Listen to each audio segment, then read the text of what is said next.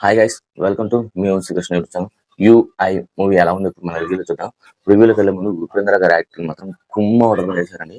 అసలు ఏమన్నా యాక్టింగ్ అసలు బేభత్సంగా ఉంది. అసలు మన 90s లో సినిమాస్ లో ఉపేంద్ర గారు ఎలా ఉన్నారు దానికి డబల్ త్రిబుల్ ఫోర్ ఇంకా ఎట్లా ఆయన ఇంప్రూవ్ అయిందంటే యాక్టింగ్ దీంట్లో మాత్రం యాక్టింగ్ పీక్స్ తీశారు. స్టోరీ నేను చెప్పనండి, స్పాయిలర్ అవుతుంది. ఒక లైన్ చెప్తాను.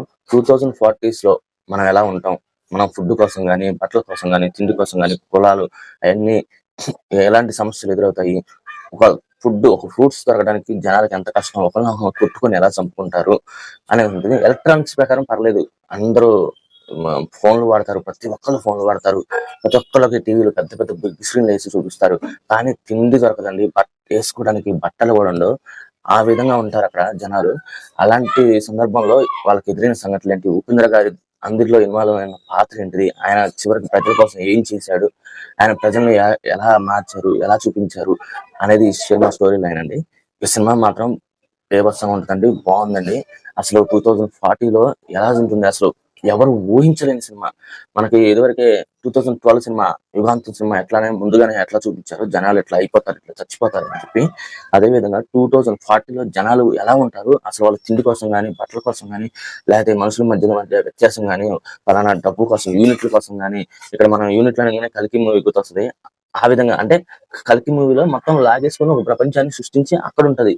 కానీ ఇక్కడ ఏముండదు, అంతా మసి బూడిద, అంత పాడైపోయిన సామాన్లు అంతా.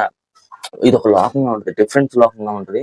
అసలు మీకు బాగా నచ్చుద్ది. అది కొత్తదనం కావాలనుకునే మాత్రం మంచిగా నచ్చుద్ది. అసలు different story line, different concept. అసలు మీరు ఉపేంద్ర గారి యాక్టింగ్ కోసం వెళ్ళి చూడొచ్చు అన్నట్టు ఉంటుంది. ఆయన రాండ్ రస్టిక్ గా అసలు భలే చేశారండి యాక్టింగ్. ఆయన యాక్టింగ్ కోసమే ఒక 100 రూపాయలు పెట్టి చూసుకొని సినిమా చూడొచ్చు, బాగుంది. మనకి ఫ్యూచర్ లో జరగబోయే సంఘటనలు ఏంటి, ఎదుర్కొనే సంఘటనలు ఏంటి, మనుషులు ఎదుర్కొనే సంఘటనలు ఏంటి, అసలు ఎలా ఉండబోతుంది, తిండి దొరికిద్దా లేదా, బట్టలు దొరుకుతా లేదా, అసలు ఉండటానికి ఇల్లు ఉండదు, అలాంటి పరిస్థితుల్ని మనం ఎదుర్కొంటే ఎలా ఉంటది అనేది ఆయన చూపించదలుచుకున్నాడు. ఆయన డ్రీమ్ ప్రాజెక్ట్ ఇది. ఉపేంద్ర గారి డ్రీమ్ ప్రాజెక్ట్ గా యూఐ మన ముందుకు వచ్చింది. అందరి క్యారెక్టర్ యాక్టింగ్ అయితే అసలు ఇరగదీసేయండి. బీజిఎం కూడా హైలైట్ అనిపించింది నాకు.